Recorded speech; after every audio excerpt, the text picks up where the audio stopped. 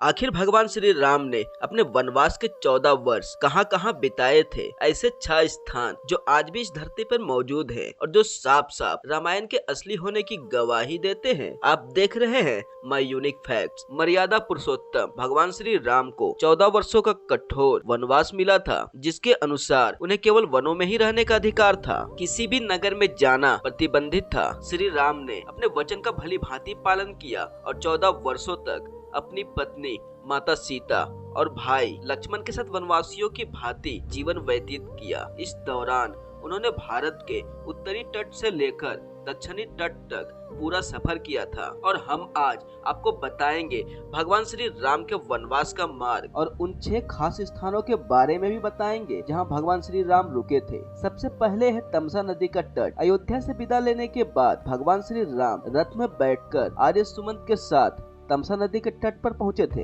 अयोध्या की प्रजा उन्हें छोड़ने को तैयार नहीं थी, इसलिए सबसे पहले भगवान श्री राम ने अपना डेरा तमसा नदी के तट पर ही डाला था और सूर्योदय से पहले अयोध्या की प्रजा को बिना बताए कौशल देश की नगरी से बाहर निकल गए थे। अगला है श्रृंगवेरपुर नगरी। कहते हैं अपने मित्र निषाद राज की नगरी श्रृंगवेरपुर के पास के वनों में ही वह पहुंचे थे और वहां पर उन्होंने एक दिन का विश्राम किया था। उनके मित्र ने उनको बहुत आदर सत्कार से वहां रखा। अगले दिन उन्होंने सुमंत को रथ लेकर अयोध्या लौट जाने का आदेश दिया। उन्होंने केवट के सहारे गंगा नदी को पार किया और उस पार कुरई गांव उतरे। अगला है प्रयागराज। गंगा पार कर भगवान श्री राम, माता सीता, लक्ष्मण तथा निषाद राज के साथ वे प्रयाग चले गए। उन्होंने त्रिवेणी की सुंदरता को देखा और फिर मुनि भारद्वाज के आश्रम में पहुँचे। उन्होंने मुनि भारद्वाज से अपने रहने के लिए उत्तम स्थान पूछा, जिन्होंने यमुना पार चित्रकूट को एक उत्तम स्थान बताया और अगला था चित्रकूट। कहा जाता है कि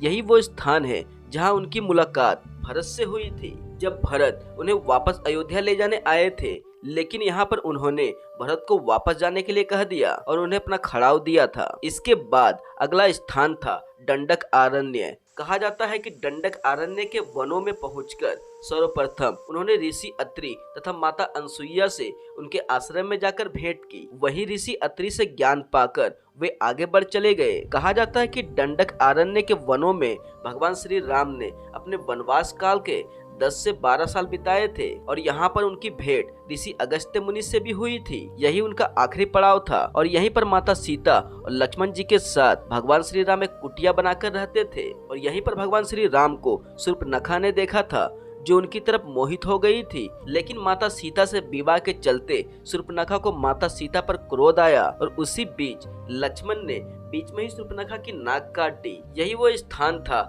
जहाँ रावण के भाई खरदूषण से स्वयं श्री राम और लक्ष्मण का युद्ध हुआ था, जहां उन्होंने खरदूषण का वध कर दिया था और यहीं पर रावण ने अपनी मामा मारीच की सहायता से माता सीता का अपहरण कर लिया था और यहीं से फिर माता सीता का अपहरण होने की वजह से भगवान श्री राम और लक्ष्मण जी किष्किंधा की तरफ निकल गए, जहां उनकी मुलाकात हुई सुग्रीव और हनुमान जी से। और इसके आगे के रामायण तो आप सब जानते हैं। तो यही वे 6 मूल स्थान थे जहाँ स्वयं भगवान श्री राम ने बिल्कुल चैन और आराम से अपने वनवास के वर्षों को काटा था। आशा है आपको हमारी ये खास जानकारी अच्छी लगी होगी। अगर वीडियो अच्छी लगी तो वीडियो को लाइक करें और हमारे चैनल पर नए हैं तो चैनल को सब्सक्राइब करें और ज़्यादा से ज़्यादा इसे शेयर जरूर करें। तो मिलेंगे नेक्स्ट वीडियो में, तब तक के लिए जय श्री राम।